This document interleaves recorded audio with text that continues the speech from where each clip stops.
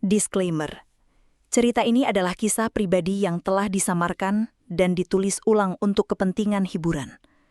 Nama tokoh, tempat, dan beberapa peristiwa telah diubah demi menjaga privasi. Cerita ini mengandung unsur dewasa, konflik batin, dan dilema moral.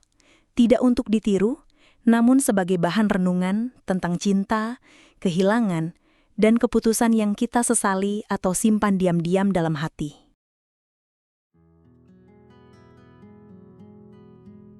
Cinta yang tak terucap.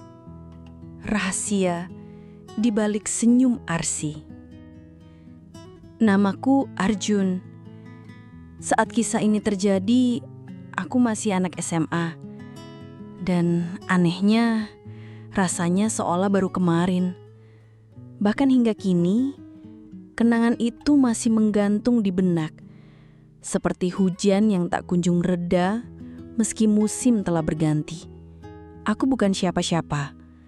Seorang pria polos, pendiam, dan terlalu pengecut untuk menyampaikan rasa yang sudah lama menyesak di dada.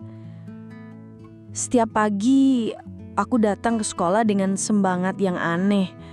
Bukan karena pelajaran tentu saja, tapi karena dia. Gadis yang diam-diam membuat hariku lebih berarti.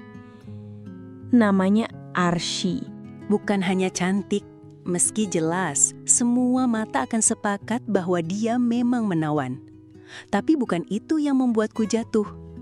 Ada sesuatu pada dirinya yang sulit dijelaskan. Bukan parasnya, bukan fisiknya, tapi caranya membawa diri. Cara dia berjalan, cara dia tertawa, cara dia menyapa semua orang. Seperti musim semi yang datang tanpa diundang, membawa hangat setelah dingin yang panjang. Tubuhnya tinggi, berisi. Hidungnya mancung. Tapi yang paling membekas dalam ingatanku adalah senyumannya. Selalu tulus, selalu hangat. Bahkan untuk orang sepertiku, yang lebih sering diam di pojok kelas, menatap diam-diam dari balik kaca jendela yang berkabut. Seringkali aku merasa seperti bayangan tak kasat mata. Namun ketika dia hadir, seolah dunia sejenak berhenti dan hanya dia yang bergerak. Dan aku hanya bisa diam. Kami satu kelas, bahkan satu SMS, kelompok belajar kecil di luar sekolah yang kala itu cukup populer. Kami juga bertetangga. Rumahku hanya berjarak beberapa gang dari rumahnya. Kadang kami berangkat bersamaan, tapi jarang bersisian. Dia selalu dikelilingi teman-temannya. Aku lebih akrab dengan Sunyi.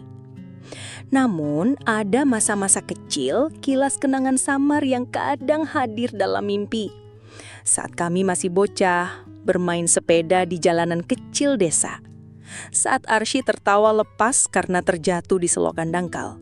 Waktu itu, aku yang mengulurkan tangan, menariknya naik. Dan dia berkata, "Terima kasih Jun." Sepele kan? Tapi entah kenapa kalimat itu melekat sampai sekarang. Saat remaja, segalanya berubah. Kami tumbuh, dan Arsy tumbuh lebih cepat. Dia menjadi pusat perhatian. Aku menjadi bayangan.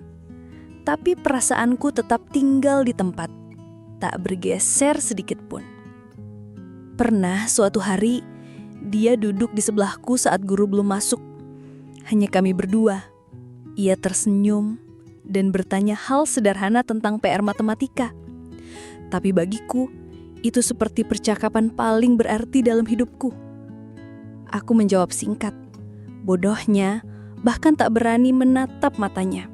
Aku takut, bukan pada dia, tapi pada diriku sendiri yang mungkin terlalu berharap. Bagaimana kalau aku menyukai seseorang yang takkan pernah membalasnya? Bagaimana kalau aku hanya sebaris cerita, sementara dia adalah seluruh novel bagi hidupku? Ada kalanya aku menuliskan namanya di ujung-ujung halaman belakang buku catatanku. Ada puisi, ada harapan, ada angan-angan tentang masa depan yang tak pernah aku ucapkan pada siapapun. Aku menulis seolah dia akan membaca, seolah semesta akan menyampaikan, Meski aku tahu, semua itu hanya tinggal dalam diam. Aku bukan pria yang berani. Aku pengecut saat itu. Bahkan saat aku tahu Arsy pernah putus dari pacarnya, aku tetap diam. Aku tahu dia sering menangis di toilet sekolah. Tapi aku hanya menatap punggungnya dari jauh. Tak pernah mendekat. Aku takut kehadiranku malah jadi beban. Dan begitulah cinta itu tumbuh. Dalam sunyi, dalam jarak, dalam bayangan. Aku mencintainya, bukan untuk dimiliki, tapi cukup untuk dikenang. Aku mencintainya bukan untuk jadi kekasihnya, tapi untuk menjadi penonton setia dalam kisah hidup yang tak pernah mengizinkan aku masuk sebagai tokoh utama. Yang lebih pelik, dia adalah tetanggaku. Rumahnya tak jauh, hanya sekitar 500 meter dari tempatku. Dari loteng kecil yang sering kusebut menara pengintai rahasia, aku bisa melihat pekarangan rumahnya dengan cukup jelas, terutama saat malam tiba, terutama saat malam minggu. Entah kenapa, malam minggu selalu membuat dadaku sesat, seperti ada sesuatu yang menggumpali dada, tak bisa kujelaskan, tapi terus mengendap dan tak mau pergi. Malam itu seperti malam-malam sebelumnya, dingin, sepi, tapi tidak bagiku, tidak untuk hatiku. Dari balik celah kecil jendela di loteng, aku menatap ke arah Arsy. Di bawah sinar temaram lampu teras, kulihat dia duduk di sana. Ia mengenakan kaos santai dan celana pendek. Rambutnya diikat seadanya, dan senyumnya, ya Tuhan, senyum itu masih bisa membuat nafasku tercegat meski kulihat dari kejauhan. Tapi dia tak sendiri. Di sampingnya duduk seseorang yang sudah sangat kukenal. Arman, teman masa kecilku, tapi dia lebih tua dariku. Orang yang sejak dulu kuanggap saudara kandung sendiri. Mereka bercakap pelan, kadang tertawa kecil, kadang hanya diam sambil menatap langit malam yang penuh bintang. Tapi entah mereka tertawa atau diam, yang ku tahu rasa cemburu itu selalu datang. Diam-diam, perlahan, lalu menyelinap dan menyayat dari dalam. Seperti belati tumpul yang ditancapkan ke jantungku dan dibiarkan menancap begitu saja. Setiap malam minggu, aku seperti disiksa oleh imajinasiku sendiri. Jam 9 malam. Lampu teras rumah Arsy padam. Lalu satu persatu lampu di rumah itu juga mati. Tapi tidak di dalam kepalaku. Tidak di dadaku. Pikiranku justru semakin ribut, liar, tak terkendali. Mereka kemana? Apakah Arman pulang ke rumahnya? Atau masih di dalam? Apa mereka sedang berduaan di ruang tamu? Atau di kamar?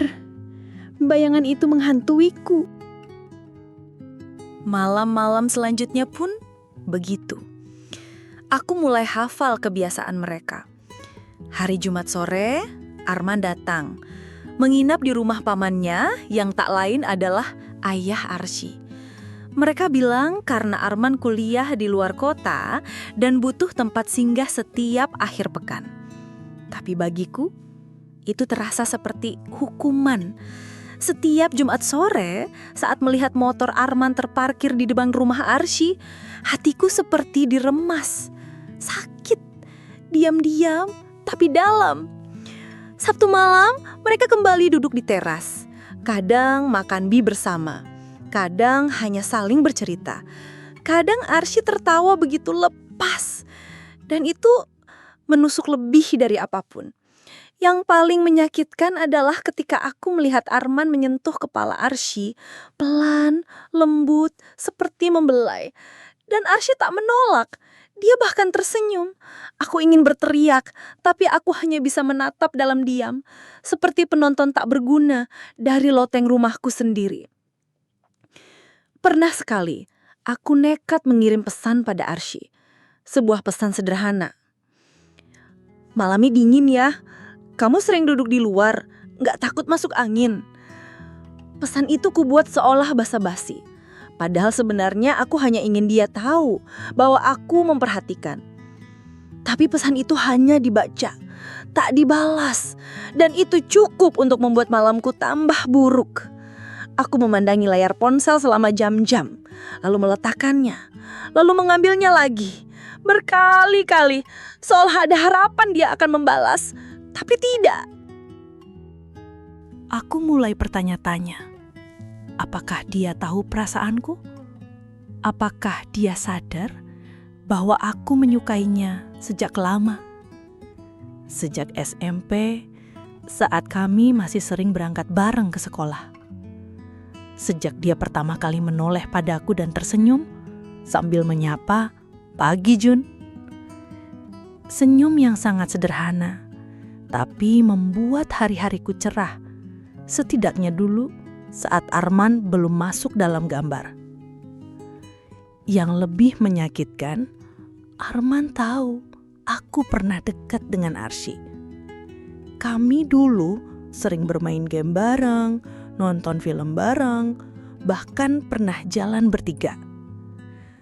Tapi sejak Arman kuliah dan aku masih tinggal di kota ini, perlahan semua berubah. Arsy menjauh. Arman justru semakin sering datang. Apakah ini salahku karena terlalu lambat? Atau memang dunia tidak pernah berpihak pada hati yang pendiam? Kadang aku ingin bicara, jujur, langsung mengatakan semuanya. Bahwa aku menyukainya, bahwa aku tak tahan lagi melihat mereka berdua. Tapi aku pengecut. Selalu begitu. Aku hanya bisa mencintai dalam diam, merindu dalam sembunyi, dan cemburu dalam sunyi. Satu malam, aku beranikan diri bertanya pada Arman, sambil pura-pura santai. "Lu sering ke rumah Arsy ya? Makin akrab ya sekarang?" Dia hanya tertawa kecil. "Iya, biasa aja, ngobrol-ngobrol. Gue senar aja ngobrol sama dia. Anak pinter, nyambung." Nyambung. Kata itu membuatku gigit bibir. Aku ingin bilang, gue juga nyambung kalau ngobrol sama dia. Bahkan lebih dulu kenal dia dibanding elu. Tapi lagi-lagi, aku hanya diam. Malam itu, aku menangis. Di loteng. Dalam gelap. Sendiri. Entah kenapa, rasa cinta yang tak terucap itu lebih menyakitkan daripada cinta yang ditolak. Dan entah mengapa, meski tahu bahwa Arsy mungkin tak pernah merasakan hal yang sama, aku tetap tak bisa berhenti mencintainya. Aku tahu suatu hari Arman mungkin akan menyatakan perasaannya. Mungkin dia akan jadi pacarnya. Mungkin mereka akan jalan berdua dan aku hanya akan jadi saksi dari jauh, dari loteng rumahku. Dan aku juga tahu rasa ini lambat laun akan mengikis. Tapi tidak malam ini, tidak sekarang. Malam ini seperti malam-malam sebelumnya, aku kembali menatap dari kejauhan. Menyimpan semua perasaan yang tak pernah sampai. Karena mencintai diam-diam terkadang lebih jujur, meski tak pernah bahagia. Di sekolah, Arsy bersikap biasa saja padaku. Kadang menyapaku di koridor dengan suara lembut, kadang hanya sekadar melempar senyum kecil saat mata kami tak sengaja bertemu. Tapi senyum itu cukup untuk membuat aku jatuh lebih dalam, ke ruang kosong di hatiku yang penuh bayangan dirinya. Aku tahu aku pengecut. Aku tahu aku tak pernah punya cukup keberanian untuk mengungkapkan rasa ini. Aku hanya diam, memendam, berharap, sambil terus menatap dari kejauhan. Yang paling menyakitkan, Bukan karena aku tahu dia tak mungkin kumiliki, tapi karena aku tak bisa berhenti berharap. Harapan yang perlahan menjadi beban, harapan yang menyesakkan, harapan yang menggantung setiap malam minggu bersamaan dengan redupnya lampu teras rumah Arsy dan gelap yang menggulung pikiranku. Lalu datanglah momen yang tak pernah kuduga. Study tour ke Bali. Kupikir itu hanya akan jadi perjalanan biasa. Sebuah kesempatan untuk liburan, tertawa, dan foto-foto bersama teman. Aku bahkan nyaris tidak mendaftar. Karena ya, aku bukan tipe anak yang doyan keramaian. Tapi ternyata, di sanalah semuanya berubah. Di sanalah aku dan Arsy mendadak lebih dekat. Terlalu dekat. Hari itu, pagi masih dingin ketika rombongan kami berangkat. Aku masuk ke dalam bis terakhir yang masih punya kursi kosong. Dan saat kulihat ke dalam, jantungku seperti disambar petir. Di bangku tengah, sendiri, duduk Arsy. Dia menoleh dan tersenyum. Arjun, duduk sini aja, masih kosong kok. Suaranya ringgan, seolah itu hal biasa. Tapi bagiku, itu seperti dunia berhenti berputar. Aku mengangguk cepat, terlalu gugup untuk menjawab. Dan sejak itulah, perjalanan yang kuanggap biasa itu berubah menjadi kenangan yang akan menetap lama di dada. Kami duduk berdua sepanjang perjalanan panjang itu, lebih dari 18 jam. Bis melaju pelan melewati malam dan kota-kota yang asing. Tapi di dalam bis itu, aku merasa berada di tempat yang sangat akrab. Awalnya hanya obrolan ringan. Tentang sekolah, tentang guru killer, tentang tugas yang gak pernah selesai. Kami tertawa bersama, dan untuk pertama kalinya, tawa Arsy begitu dekat di telingaku, bukan dari jauhan atau dari ujung kelas. Tapi seiring malam makin larut, obrolan itu berubah. Arsy menatap keluar jendela. Lampu-lampu kota berkelebat seperti kenangan. Dan tiba-tiba, suaranya melembut. Kamu pernah ngerasa sepi banget, Jun? Tanyanya tanpa menoleh. Aku menelan ludah, tak tahu harus menjawab apa. Lalu dia melanjutkan. Ayahku nikah lagi. Sekarang aku tinggal sama ibu. Tapi ibu sering dinas luar kota. Kadang seminggu penuh gak di rumah. Jadi ya aku sendirian. Di rumah gede, yang dingin, yang gak ada suara, kecuali jam dinding. Aku diam, tapi dalam hatiku ribuan kata ingin keluar. Aku kira kamu selalu bahagia, kataku pelan. Arsy tersenyum miris. Itu yang orang lihat, aku pintar senyum soalnya. Kemudian hening, tapi bukan hening yang canggung. Melainkan hening yang saling mengerti. Angin malam dari ventilasi bis menyentuh wajah kami. Lagu dari earphone orang di belakang terdengar samar-samar. Tapi di antara itu semua, hanya ada aku dan dia, dan kesedihannya. Aku ingin sekali berkata bahwa ia tidak sendiri, bahwa aku ada, bahwa sejak lama aku diam-diam menatapnya dari jauh. Tapi lidahku keluh. Aku hanya bisa menatap jemarinya yang bermain-main dengan ujung jaketnya. Kadang, aku pengen ada yang dengerin. Gak harus ngomong, cukup dengerin. Cukup duduk di sebelah dan gak pergi. Dan saat itu, tanpa banyak pikir, aku mengulurkan tanganku, menyentuh tangannya yang dingin. Ia menoleh, matanya membesar sejenak. Tapi dia tidak menarik tangannya. Kami diam, tapi itu diam paling keras yang pernah ada. Ada degup-degup aneh di dada. Ada sesuatu yang menyusup pelan-pelan melewati sekat-sekat logika dan batas-batas pertemanan. Malam itu, kami tidak tidur. Kami hanya duduk berdampingan. Kadang tertawa, kadang diam, kadang hanya berbagi pandangan singkat. Dan ketika fajar mulai menyingsing dan laut Bali mulai terlihat dari kejauhan, aku tahu sesuatu di antara kami telah berubah. Hari-hari di Bali terasa seperti mimpi. Di pantai Sanur, kami berjalan bersama membiarkan kaki tersapu air asin. Di Tanah Lota, kami berfoto berdua, meski aku gemetar setengah mati. Di hotel, kami berobrol larut malam di balkon tentang masa depan, tentang mimpi, dan tentang rasa. Dan malam terakhir di Bali, itulah puncaknya. Kami duduk berdua di tepi kolam, kaki menggantung menyentuh air. Suasana sepi, teman-teman sudah masuk kamar. Hanya ada suara jangkrik dan cahaya bulan yang jatuh di permukaan air. Aku gak tahu kenapa, tapi aku nyaman sama kamu, Jun, katanya tiba-tiba. Jantungku seolah berhenti berdetak. Aku juga. Aku suka saat kayak gini, saat kita cuma berdua. Jawabku lirih. Ia menoleh. Tatapan itu bukan tatapan biasa. Ada kelembutan, ada kehangatan, tapi juga ada takut. Seolah kami sama-sama tahu bahwa setelah ini semuanya mungkin tak akan sama lagi. Dan benar, setelah kembali ke sekolah kami jadi canggung. Tidak sesering dulu, tidak sedekat saat di Bali. Mungkin karena takut, mungkin karena sadar kenyataan tak seindah liburan.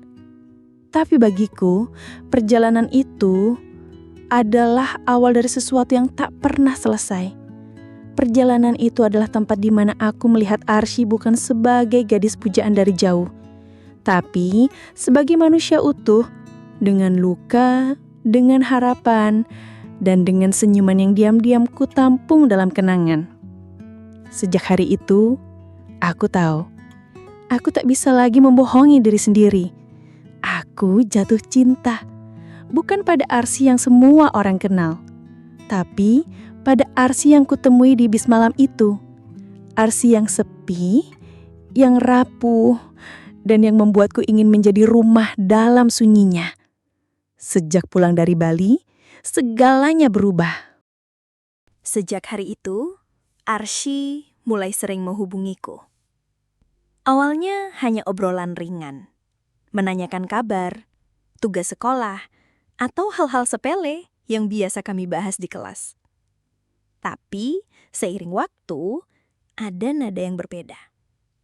Sebentuk keakraban yang tak wajar, terutama mengingat status kami. Ia masih pacar sepupuku, Arman, dan aku adalah bayangan di antara mereka berdua.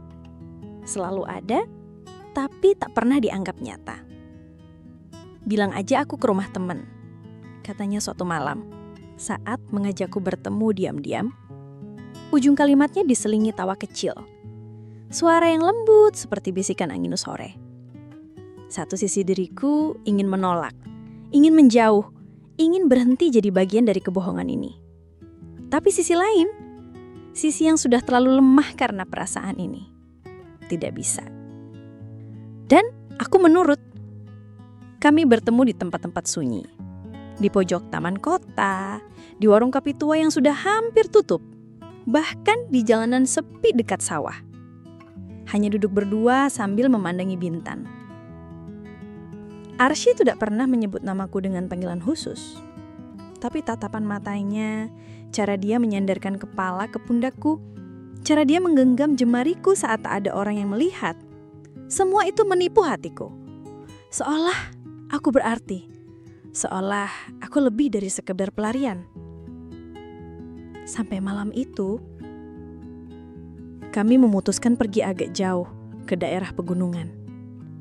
Cuma pengen lihat kota dari atas, katanya. Aku menyetir motor pelan-pelan, sementara ia memelukku dari belakang. Tangannya melingkar erat di pinggangku. Aku bisa merasakan detak jantungnya di punggungku. Mungkin dia gugup, atau mungkin sama seperti aku, sedang menyimpan badai dalam diam. Udara malam begitu dingin. Kabut turun perlahan, menyelimuti jalanan berliku. Kami sempat berhenti di pinggir tebing, menikmati pemandangan lampu kota dari kejauhan. Lalu angin mulai terasa menusuk, dan kami sadar sudah terlalu larut untuk pulang. Tak ada pilihan, kami mencari penginapan kecil di tepi jalan. Tempat sederhana dengan kamar seadanya. Tak banyak tanya dari pemiliknya. Hanya sepasang kunci dan tatapan samar. Dan malam itu, kami tidur di ranjang yang sama. Tak ada musik, tak ada anggur atau lilin-lilin seperti di film. Hanya keheningan, gemetar, dan kebodohan. Tak ada status, tak ada pacaran, tak ada ikatan apa-apa. Tapi segalanya terjadi. Dalam riam, dalam ragu, dalam rasa yang tak jelas ujungnya. Ketika aku menatap wajahnya setelah semuanya selesai, Arsy tidak berkata apa-apa. Ia hanya menoleh ke arah jendela, membiarkan matanya basah tanpa suara. Aku pun tak sanggup bicara, karena aku tahu ini salah. Dan lebih dari itu, aku tahu aku hanya tempat bersembunyi sementara dari dunia yang tidak memberinya ruang bernafas. Esok paginya, kami bersikap seperti biasa. Seperti tidak ada apa-apa. Aku mengantarnya pulang, dan sepanjang perjalanan, kami hanya diam. Tak saling menggenggam tangan, tak ada tawa, tak ada kata-kata manis seperti malam-malam sebelumnya. Dan sejak saat itu, ada yang berubah dalam diriku. Setiap kali Arman datang lagi ke rumah Arsy, duduk di teras sambil bercanda, atau sesekali menggenggam tangan Arsy di depan umum, rasanya seperti ada langit yang runtuh di atas kepalaku.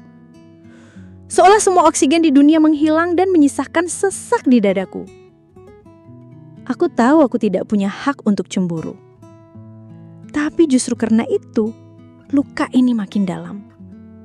Karena aku menyimpan semuanya sendirian. Tak ada tempat untuk bersandar, tak ada ruang untuk bicara. Tak ada nama untuk rasa ini. Selain perih.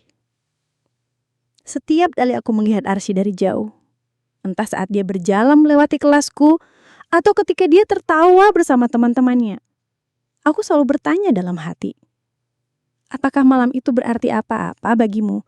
Ataukah aku hanya perhentian sementara sebelum kau kembali ke pelabuhan yang sebenarnya? Dan aku tak pernah berani menanyakannya langsung. Karena aku takut bahwa jawabannya akan membuatku lebih hancur dari sekarang. Hubungan kami, atau apapun itu, menjadi seperti bayangan. Kadang ada, kadang hilang, tapi selalu berbekas.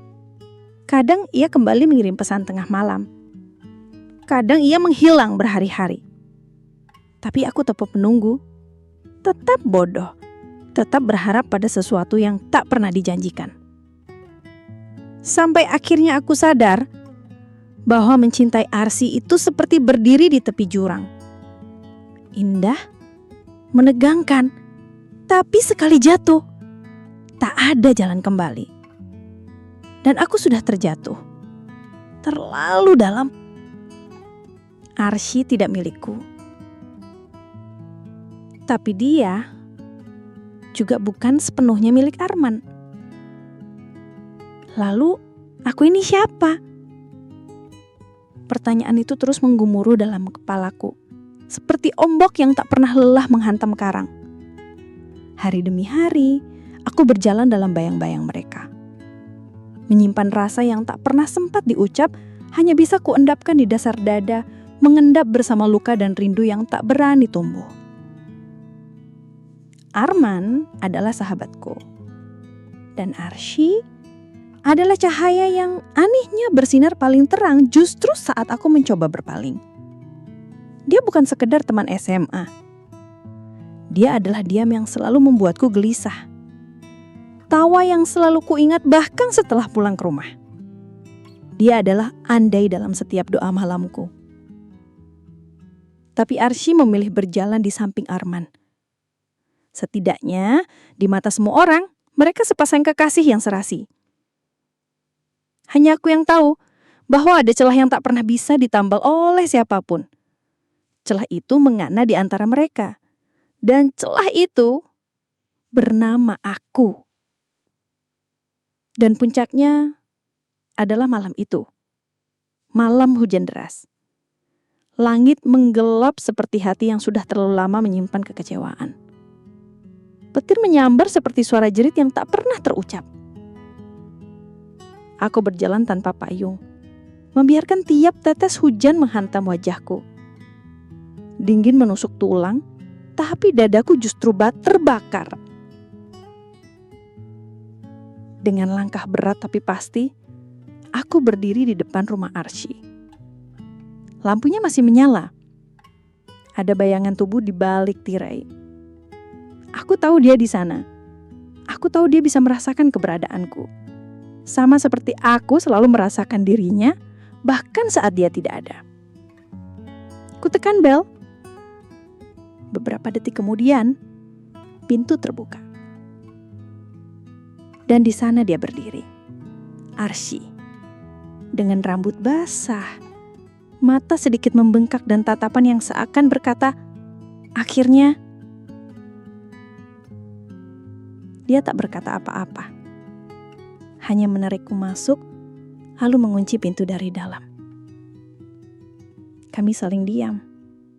Tak ada pelukan, tak ada kata sapaan. Tapi malam itu berbicara dengan caranya sendiri.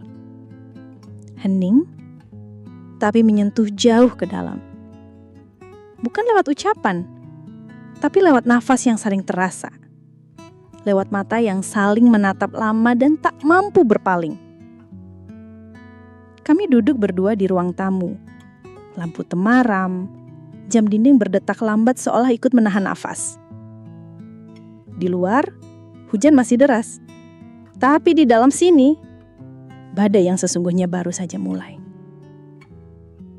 Aku gak tahu harus mulai dari mana. Ucapku akhirnya. Suaraku nyaris tak dengar. Aku juga gak tahu. Bisanya. Ada jeda yang panjang, jeda yang diisi dengan semua yang tak pernah sempat kami bahas. Tentang perasaan yang kami kubur hidup-hidup. Tentang malam-malam panjang yang kami lalui saling diam, padahal hati ingin berteriak. Kenapa kamu gak pernah bilang? Tanyanya. Aku takut. Takut apa? Takut kehilangan. Takut kamu pergi lebih jauh lagi kalau aku memaksa perasaan ini keluar. Arsy menunduk. Tangannya gemetar. Aku bisa melihat air mata yang ia tahan mati-matian. Aku juga takut, John. Kata itu seperti pisau. Takut kalau sebenarnya aku salah memilih.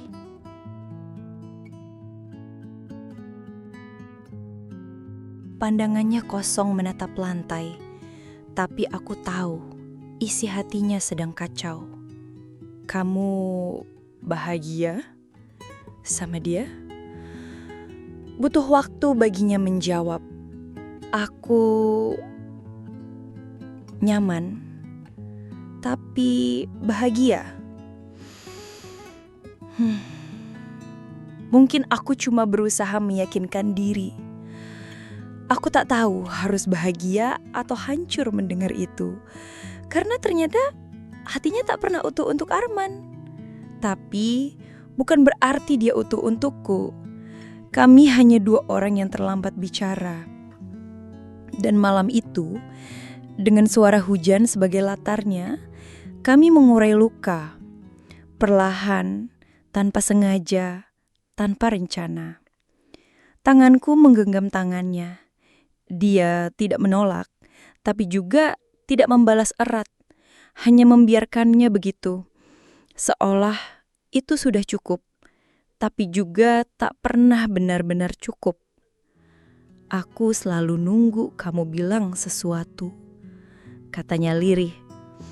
Aku selalu berharap kamu paham tanpa aku harus bilang apa-apa. Dia tersenyum kecil, pahit. Manusia bukan peramal, Jun. Bahkan cinta pun butuh suara.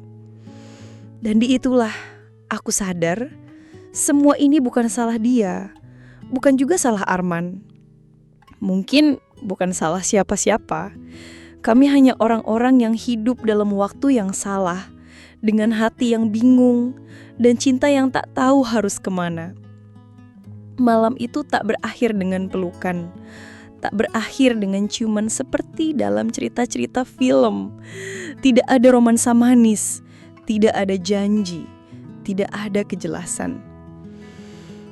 Hanya keheningan yang menyesakan.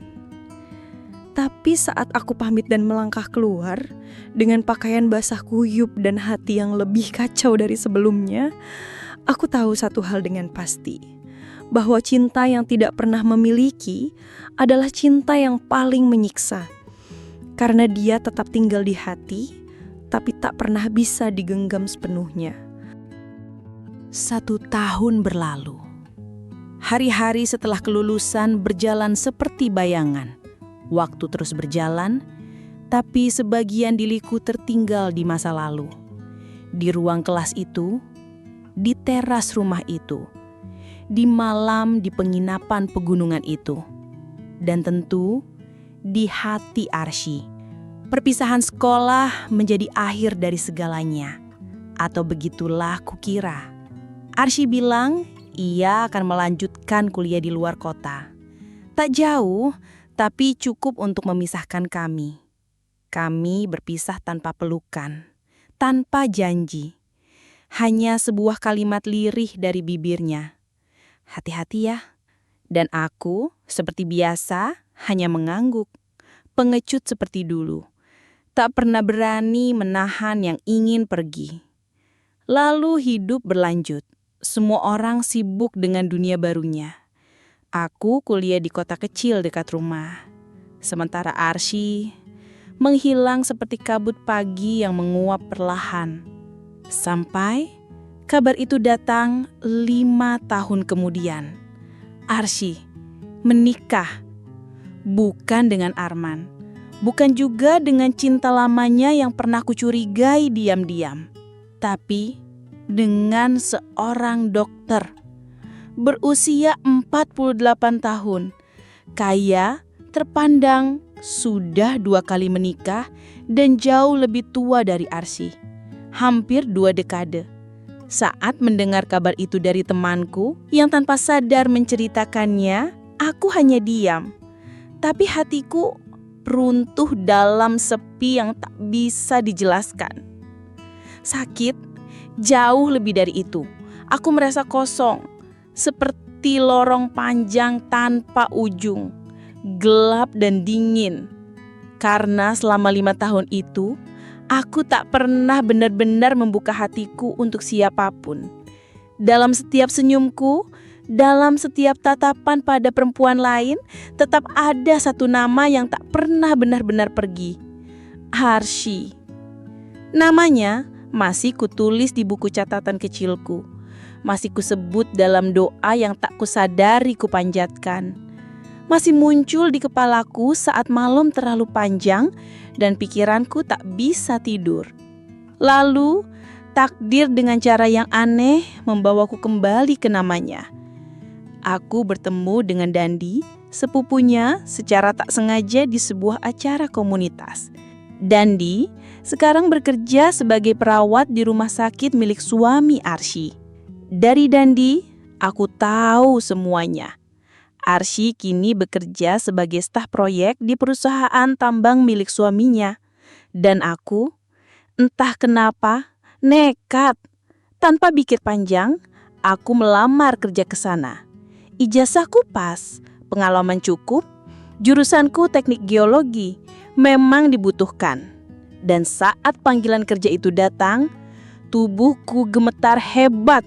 Ku pandangi email itu berulang kali, tertera jelas, undangan interview, PT Raksana Tambang Utama, lokasi kantor pusat, hari Jumat, jam 10 WIB.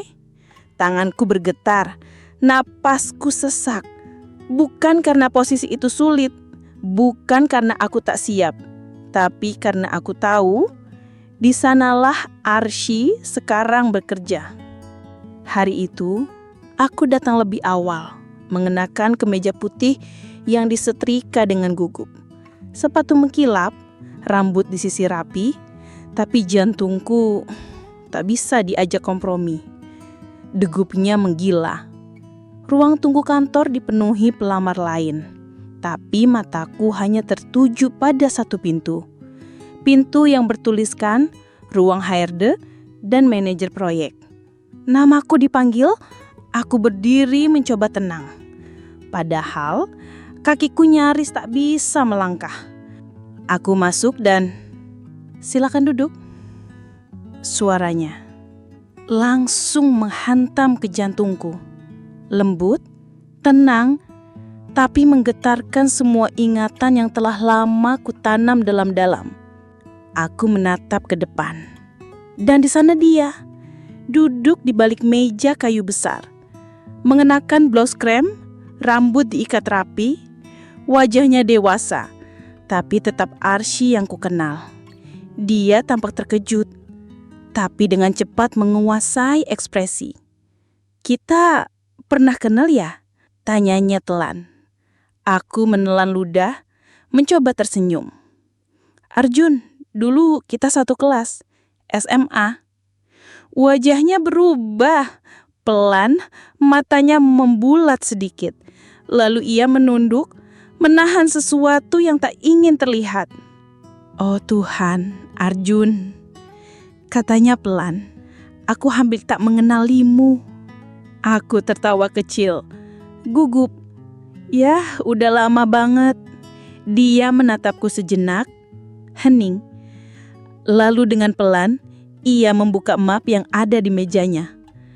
"Jadi, kamu melamar sebagai geologis lapangan?" "Iya." Jawabku singkat. Aku nyaris tak bisa fokus. Dia membalik-balik berkas lalu mendongak. "Kamu tahu tempat ini milik siapa?" Aku menatap matanya dalam, lalu berkata, "Tahu, tapi aku melamar karena ingin kerja, bukan karena ingin mengusik."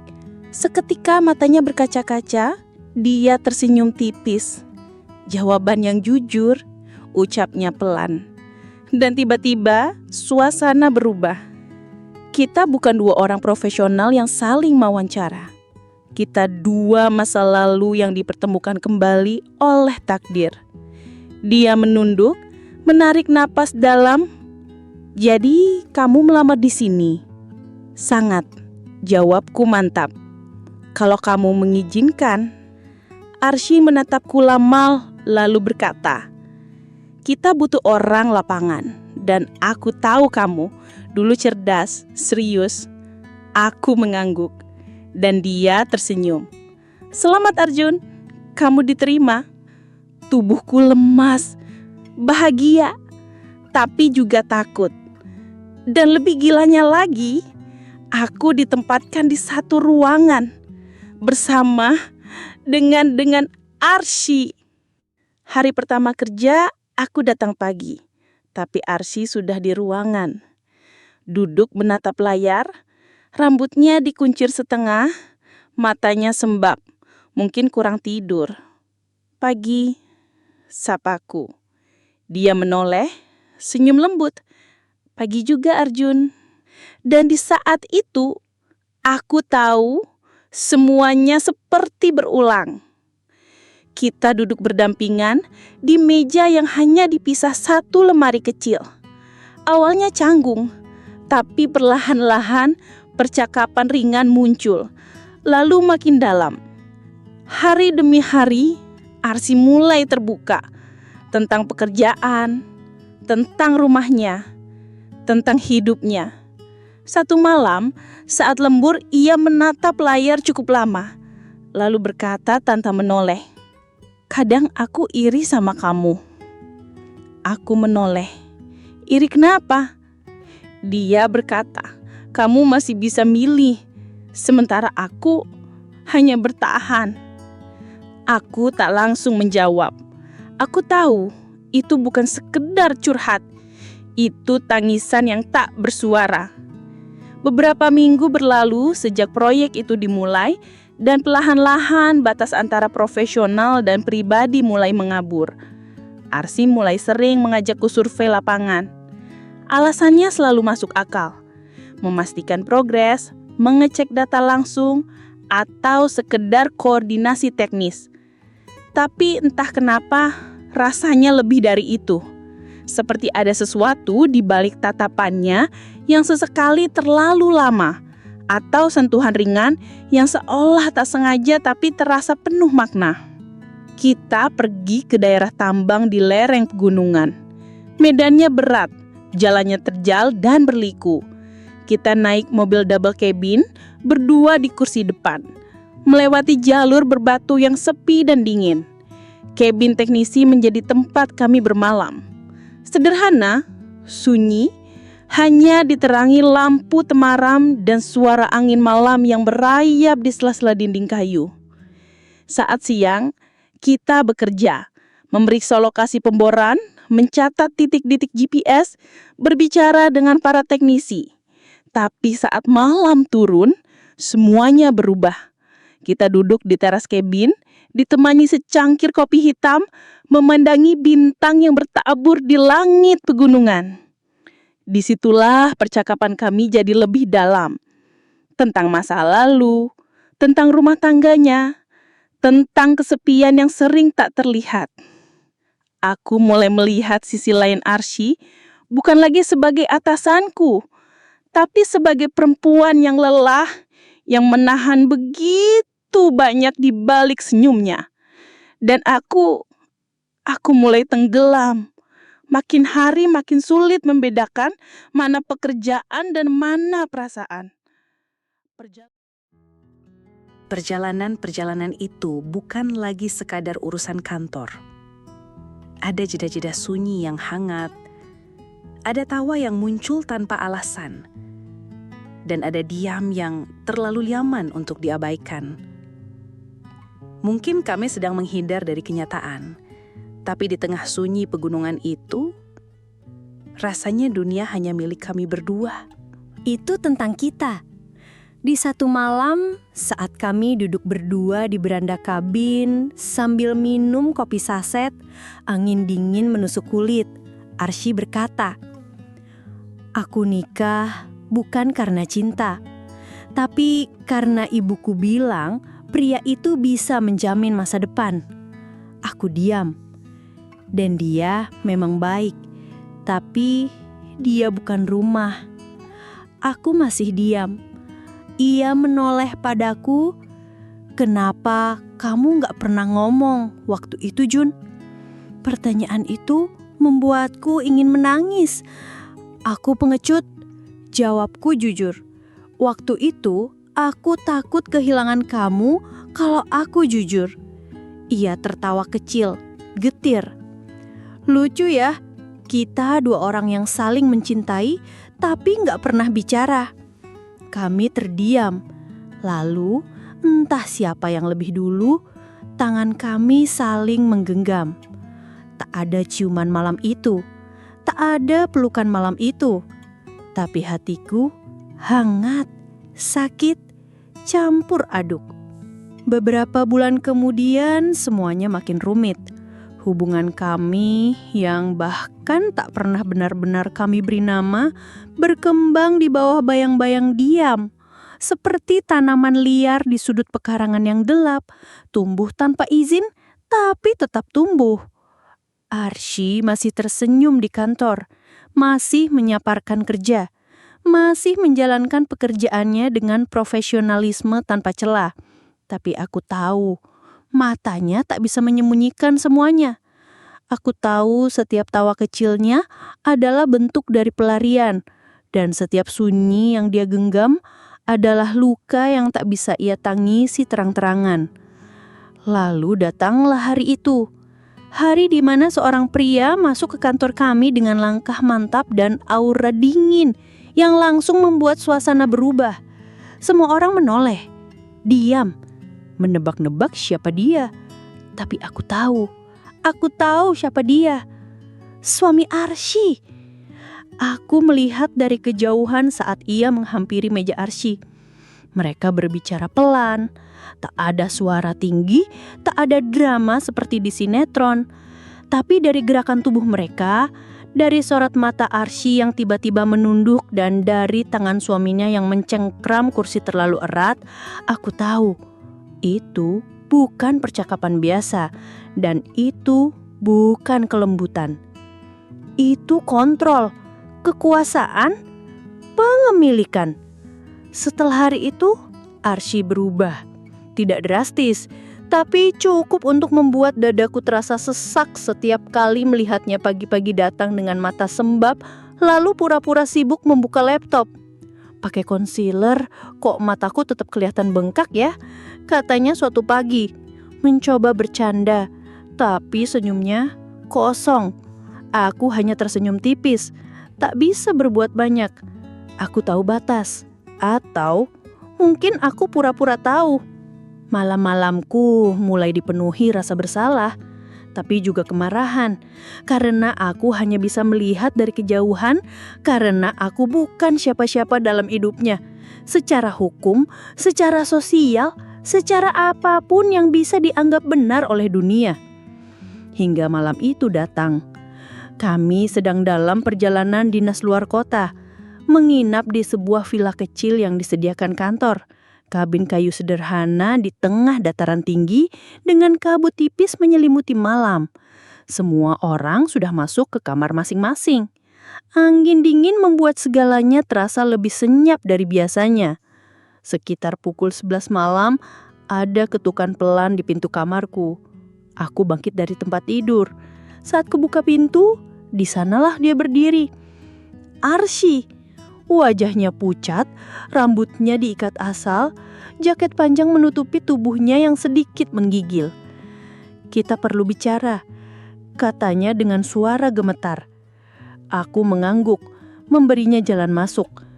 Ia melangkah pelan ke dalam, matanya menyapi ruangan yang remang, lalu duduk di ranjang. Aku tetap berdiri sejenak sebelum akhirnya menarik kursi dan duduk di depannya. Hening beberapa detik, lalu ia berkata, "Aku mau pisah." Aku terdiam. Sebenarnya kalimat itu sudah lama kuduga akan keluar. Tapi saat akhirnya kudengar langsung dari mulutnya, jantungku seperti berhenti berdetak sejenak.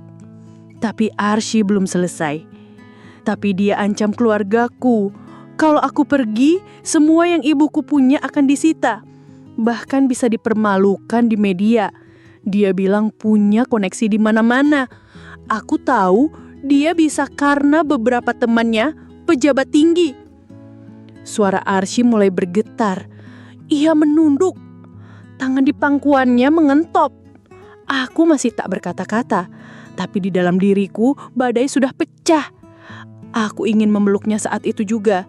Ingin berkata bahwa aku akan melindunginya, bahwa kita bisa lari ke ujung dunia.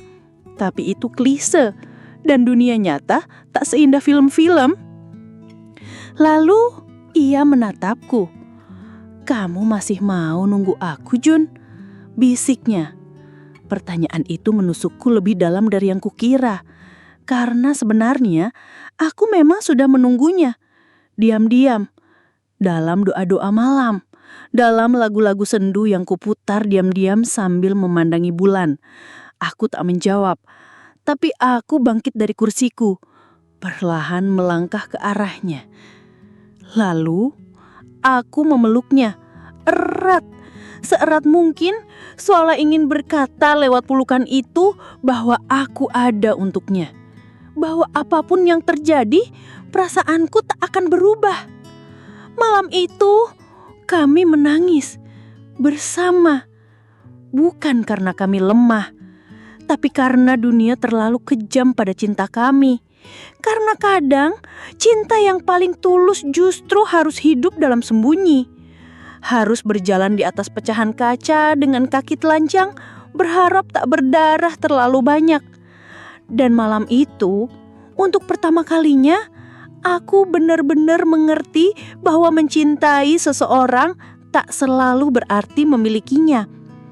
Kadang, cinta hanya berarti tetap bertahan meski tanpa janji, tetap berharap dalam sunyi, tetap mencintai meski setiap harapan terasa seperti dosa.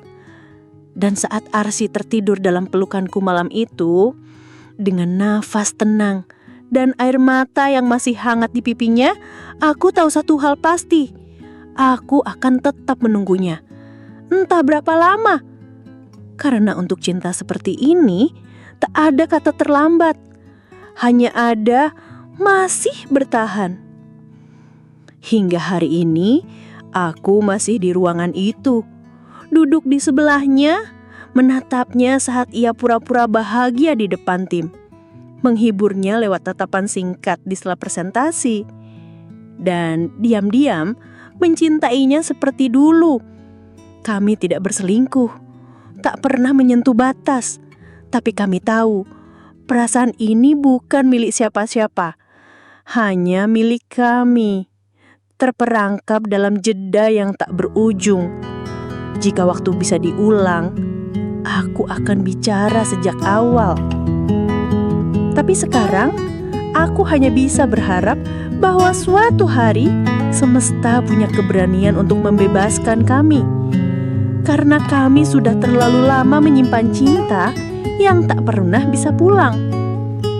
Kalau kisah ini membuat kamu ikut larut, ikut sesak, atau sekedar mengingat masa lalu, silahkan tekan like, tinggalkan komentar, dan jangan lupa subscribe channel ini untuk cerita-cerita yang lebih dalam, lebih jujur, dan lebih menyentuh. Karena setiap cinta punya luka, dan setiap luka punya cerita.